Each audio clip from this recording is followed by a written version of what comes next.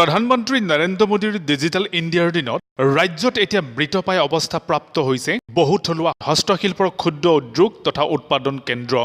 নগাঁৱৰ চামগুৰিতো মৃত্যুৰ ক্ষণ গণিছে এটা হস্তশিল্পৰ চৰকাৰী উৎপাদন কেন্দ্ৰই। ক্ৰমাৎ মৰিশালীত পৰিণত হৈছে চামগুৰি বাজিয়াত অৱস্থিত চৰকাৰী বাঁহ হস্তশিল্প উৎপাদন কেন্দ্ৰটোৰ চৌপাশৰ পৰিৱেশ। বহু লক্ষাধিক টকাৰ ব্যয় সাপেক্ষে নিৰ্মাণ হোৱা কেন্দ্ৰটোত 4 বছৰৰ পূৰ্বে অঞ্চলটোৰ কেইজনমান যুৱক যুৱতীক বাঁহৰ সামগ্ৰী তৈয়াৰ কৰা প্ৰশিক্ষণ দিয়া হৈছিল যদিও তাৰ পিছৰে পৰা কেন্দ্ৰটোত দেখা নগ'ল এজনো চৰকাৰী প্ৰশিক্ষক, প্ৰশিক্ষাৰ্থী কিংবা সংশ্লিষ্ট বিভাগীয় বিষয়ববীয়া। এইটো আমি বাহিৰৰ পৰা সাইনবোৰ্ডত দেখিছোঁ এটা বেম্বো ইণ্ডাষ্ট্ৰিৰ কিবা মানে ঘৰ বনাইছে ইয়াত। এইটো দেখোন আমাৰ 3-4 বছৰ আগত তেনেকৈ বনাই ৰাখিছিল আমি দেখিছোঁ। নাই প্ৰশিক্ষণ বোলাটো ইয়াত প্ৰশিক্ষণ বস্তুটো ক'ব নোৱাৰি। বাহিৰত গেটত ডাঙৰকৈ এটা তলা মাৰা থাকে আৰু মানুহ অহা নাই, জংঘলে ভৰ্তি হৈ আছে। মৰিশালীতকৈ আৰু বেছি কিবা শ্মশান ঘাটৰ নিচিনা হৈ গ'ল ইয়াত। সেয়েহে চৰকাৰী পক্ষক এই মৃত অৱস্থাপ্ৰাপ্ত শিল্প কেন্দ্ৰটো পুনৰুজ্জীৱিত কৰিবৰ বাবে চৰকাৰক অনুৰোধ জনাইছে অঞ্চলবাসীয়ে।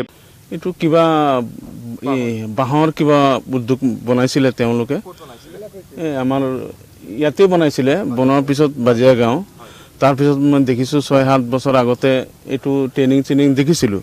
দেখাৰ পিছত আজি 3-4 বছৰ হ'ল ইয়াত কোনো নাহে আৰু কোনো ইয়াত প্ৰশিক্ষণো নহয়। এতিয়া পুনৰ মানে চৰকাৰৰ আহ্বান এইটোৱেই যে এইটো প্ৰশিক্ষণ হ'ব লাগে। আমাৰ ইয়াত গাঁৱৰ ল'ৰা-ল'ৰী আছে, তেওঁলোকে সংস্থাপন পাব লাগে।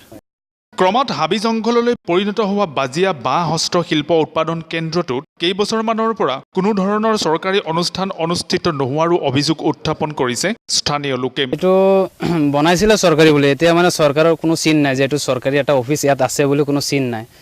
ভিতৰত চাগে মামৰ লাগিছে বস্তু সোপাত, এনেকুৱা কণ্ডিশ্যনত আছে। আৰু ইয়াত এনেকুৱা জংঘল হৈ থাকে যে মানে গৰু ছাগলী পহৰা দিয়াৰ কোনো মানুহ নাই ইয়াত।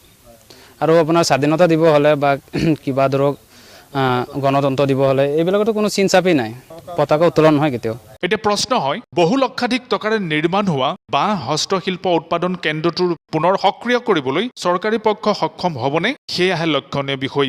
চামগুৰিৰ পৰা দিগন্ত ভূঞাৰ ৰিপৰ্ট, বি লাইভ নিউজ।